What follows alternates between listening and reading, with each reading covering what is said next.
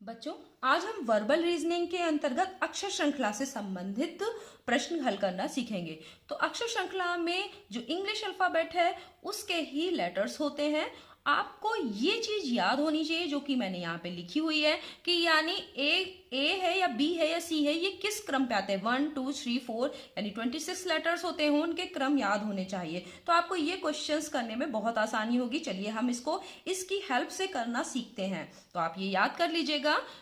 देखिए यहाँ पे क्या हो रहा है, बी के बाद क्या आ रहा है, देखिए डी, यानी एक छोड़ के, आपको इसमें दिखाई दे रहा होगा। बी के बाद डी एक छोड़ के आ रहा है, डी के बाद एफ एक छोड़ के आ रहा है, यानी ई बीच में छूटा हुआ है। फिर एफ के बाद एच, फिर एक छूटा हुआ है जी। तो इसका मतलब एच के बाद क्या आना चाहिए, जे।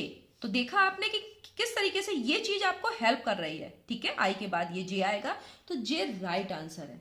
आपने फिर से इसको देखिए कि किस तरीके से मैंने इसको इसकी हेल्प से किया है।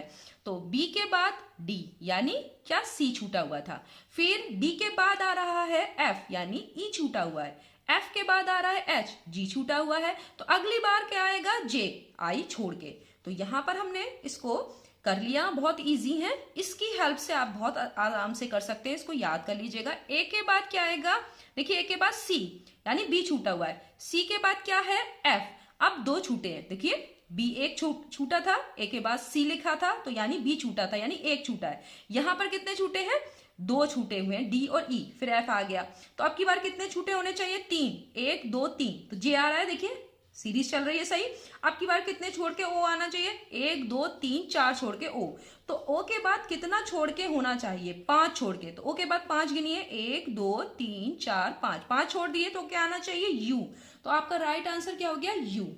तो समझ में आ रहा है कि हम कैसे कर रहे हैं। अब इस वाले में देखिए ए के बाद डी यानी दो छोड़ के, डी के बाद जी, जी देखिए डी के बाद जी में कितने छोड़े, दो छोड़ दिए। फिर तो अगली बार भी जे आना चाहिए, जे आ रहा है दो छोड़ के। फिर क्या आ रहा है, एम, के और एल दो छोड़ के आ रहा है। तो अब की बार एम के बाद क्या आना चाहिए, दो छोड़ दीजिए, एन और ओ छोड़ दीजिए, तो क्या आएगा, पी। तो पी वाला क्या है आपका राइट आंसर। इसमें देखिए ए बी एक साथ लिए हैं, उसके बाद एक छोड़ दिया है सी, फिर डी ई एक साथ लिए हैं, फिर एफ छोड़ दिया है, जी एच एक साथ है, फिर आई छोड़ा हुआ है, जे के एक साथ है। तो अगली बार में आपको क्या करना है, एल छोड़ देना है, एम और एन लेना है। तो एम और एन इसमें कौन सा है, सी वाला राइट आंसर है। तो देख रहे हैं कितनी हेल्प मिल रही है हमें इससे। इसे याद कर लीजिएगा, ए बी सी इस क्रम में 1 2 3 के क्रम में है, और पीछे से भी देखिए जेड वाई और एक्स, ये पीछे से 1 2 3 के क्रम में, ये पीछे से क्रम में देख चल रहे हैं, A B C Z Y x.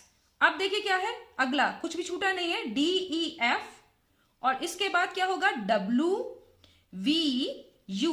तो अब डी ई एफ के बाद अभी आगे क्या आना चाहिए, जी एच आई। तो जी एच आई इसमें देखिए कहां लिखा है, जी एच आई।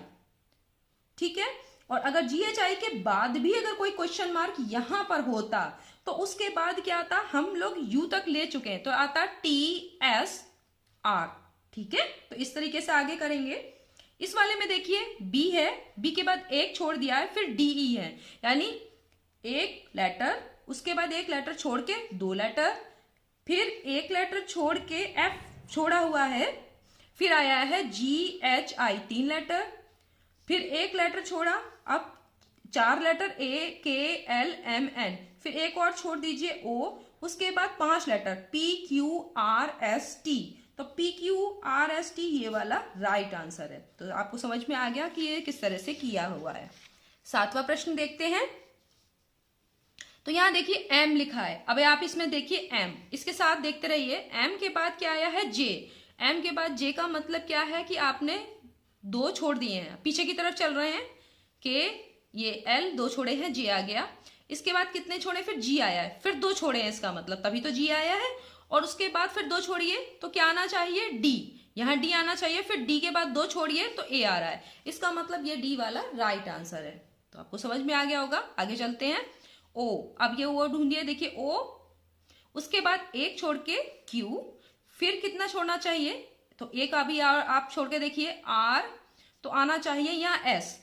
ठीक है, और उसके बाद एक छोड़िए तो यू सही आ रहा है, और यू के बाद वी छोड़ के डब्ल्यू आ रहा है, फिर एक्स छोड़ के वाई आ रहा है। इसका मतलब क्या आएगा, आपका क्यू के बाद ऐसे ही आएगा। तो ये बी वाला राइट आंसर है।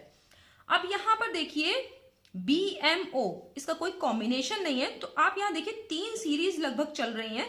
तो आप यहां पे देखिए ये बी वाला, इसमें ई है फिर एच है, ध्यान दीजिए बी फिर ई, बी के बाद 2 छोड़ के ई है, ठीक है, और इसमें ई के बाद 2 छोड़ के एच है। देखिए बी के बाद 2 छोड़ दिए हैं सी और डी, तब ई आया है इस वाले में, और फिर उसके बाद एफ और जी छोड़े हैं तो एच आया है। तो इसका मतलब 2 छोड़ के पहला वाला जो लेटर है वो क्या आना चाहिए, के। किसमें है, इस वाले में।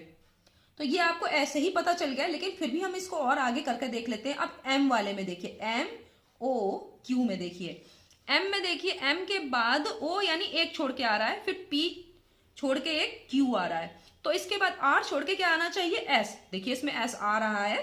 अब अगला वाला देखते हैं ओ क्यू एस में, ये वाला देखिए ओ के बाद एक छोड़ के क्यू है, क्यू के बाद एक छोड़ के एस है, तो एस के बाद आना चाहिए एक छोड़ के यू। तो ये वाला पूरा सही है। इसी तरह से देखिए इसमें 3 सीरीज चल रही हैं और उस हिसाब से ये वाला ही प्रश्न का उत्तर जो है विकल्प ये सही है।